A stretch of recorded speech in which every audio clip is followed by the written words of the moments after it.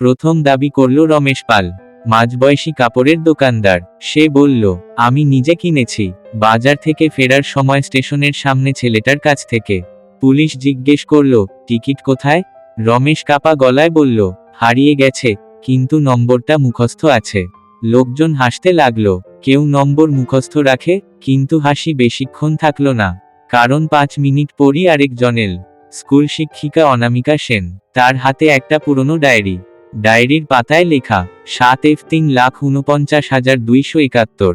সে বলল, আমি প্রতি মাসে একটা করে টিকিট কিনি। অভ্যাস। এখানে লিখে রাখি।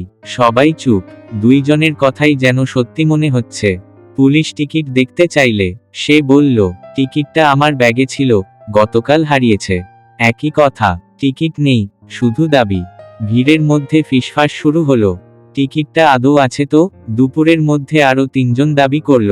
রিকশাওয়ালা হাবিব, মন্দিরের পুরোহিত, এমনকি এক কলেজ ছাত্র। সবাই একই নম্বর বলছে। এখন বিষয়টা কৌতুক না, ভয়ের হয়ে উঠল। কারণ নম্বরটা লটারির ওয়েবসাইটে সত্যিই বিজয়ী, কিন্তু টিকিট নেই। এই খবরেই রিপোর্টার অর্ণব, এই গল্পের নতুন চরিত্র, ঘটনাস্থলে আসে। অর্ণব বাইরে থেকে ট্রান্সফার হয়ে এসেছে, ছোট নিউজ চ্যানেলে কাজ করে। এটাই তার প্রথম বড় স্টোরি। সে খেয়াল করল, যারা দাবি করছে তাদের চোখে লোভ আছে, কিন্তু আতঙ্ক আছে, যেন তারা শুধু টাকা পেতে চাইছে না, কিছু লুকাতেও চাইছে। অর্ণব প্রথমে রমেশকে আলাদা করে জিজ্ঞেস করল, আপনি টিকিট কবে কিনেছিলেন?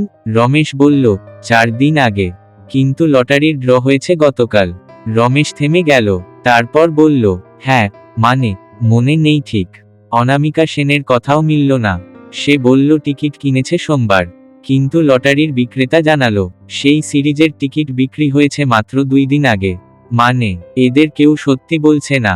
বিকেলে এক বৃদ্ধা থানায় এলেন।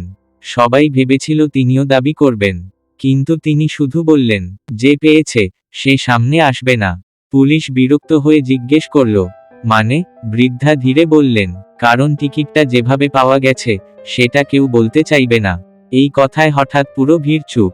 অর্ণব কাছে গিয়ে জিজ্ঞেস করল, আপনি কিছু জানেন?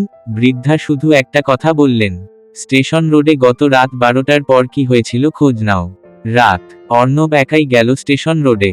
রাস্তা ফাঁকা, শুধু একটা ভাঙা ল্যাম্পপোস্ট জ্বলছে, মাটিতে এখনো চক দিয়ে আঁকা দাগ। Police line. মানে, এখানে কিছু ঘটেছিল। পাশের পানওয়ালাকে জিজ্ঞেস করতেই সে ফিসফিস করে বলল, গতরাতে একটা লোক মরেছে। অর্ণব থমকে গেল। কিভাবে? একটা লটারির টিকিট কুড়িয়ে পেয়েছিল, তারপর সকালে মৃত পাওয়া যায়। হাতে কাগজ ছিল না। অর্ণব থানায় ফিরে রেকর্ড চাইল। পুলিশ দিতে চাইছিল না, কিন্তু সাংবাদিক পরিচয় চাপ দিলে দেখালো। মৃত ব্যক্তির নাম গোপাল দাস, ভিখারি, ঠিকানা নেই, কোনো আত্মীয় নেই। তার পকেট থেকে শুধু 1 টাকার কয়েন পাওয়া গেছে, টিকিট নেই। অর্ণবের মাথায় একটা প্রশ্ন ঘুরতে লাগলো, যদি টিকিটটা গোপাল দাস পেয়ে থাকে, তাহলে সকালে মৃত, আর টিকিট উধাও, তাহলে এখন যারা দাবি করছে তারা কি? পরদিন সকাল। অর্ণব খবর প্রকাশ করল না, বরং থানায় গিয়ে বলল, আজ সবাইকে আবার ডাকুন, আমি আসল মালিক বের করব। সবাই জড়ো হলো, রমেশ, অনামিকা, হাবিব, পুরোহিত, ছাত্র। অর্ণব ধীরে বলল, টিকিট যেই পেয়েছিল সে এখন বেঁচে নেই। সবাই একসাথে চমকে উঠল। তারপর অর্ণব টেবিলে একটা ছবি রাখল, গোপাল দাসের মৃতদেহের ছবি। হঠাৎ হাবিবের হাত কাঁপতে লাগলো।